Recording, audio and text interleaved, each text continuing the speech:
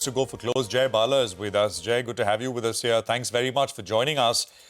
Are we likely to see a slightly more excitable move? Because a few days now it's been sideways, and this week so far, yesterday and today, not very much at all. Quiet. What's your sense? Hi, Prashant. See, the markets are at a very important critical support zone, 24,440 to 24,337. That's absolutely crucial.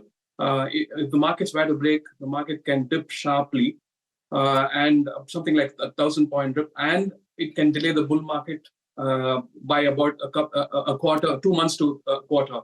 But this doesn't impact the medium-term picture, where when you say medium-term picture, it's unlikely to break the April low, and we are likely to see 29,000 later on in 2026.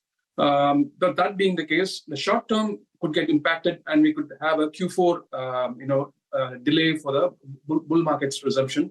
And the US markets are also very close to an important top. So, and again, US markets are likely to resume their bull trend in 2026. This is likely to be a correction within the bull trend. Okay. Jay, so on the downside, what is the level you're looking at? Which is the line in the sand? Basically, the line in the sand is the April low, but the dip is likely to be somewhere close to about 23,400 to 23,600. That's the higher low I'm anticipating if 24,440, 24,337 were to break. But that's an important if, but it's very close to. The bulls have squandered their advantage that they had, and they come below 24,750, which is not an ideal situation for a very strong bullish case. All right, 24,440, 24,475 is the first level we should be looking at the downside. But next year, our date with 29,000 is on. So we'll have to keep an eye out on that mark. I'll tell you, the kind of mood that we're seeing in the market, 26,000 also will do, at least for the time being. That aside, what about individual stocks? Give us a couple of ideas first. Yeah, I have a pick from the metal space, and NALCO with a stop loss of 197 with an objective of 250. And I also like TVS Motors, but in both these cases, you need to be scaling down your position sizing because we are at an important support zone, and I don't know if these two stocks can buck the trend. So scale down, and TVS Motors is more a half a pick, but coming from a strong sector, and NALCO again scale down position with a stop loss of 197. Just Tata Investment Corp, right? It's a 10,000 rupee stock. And it's up 20%.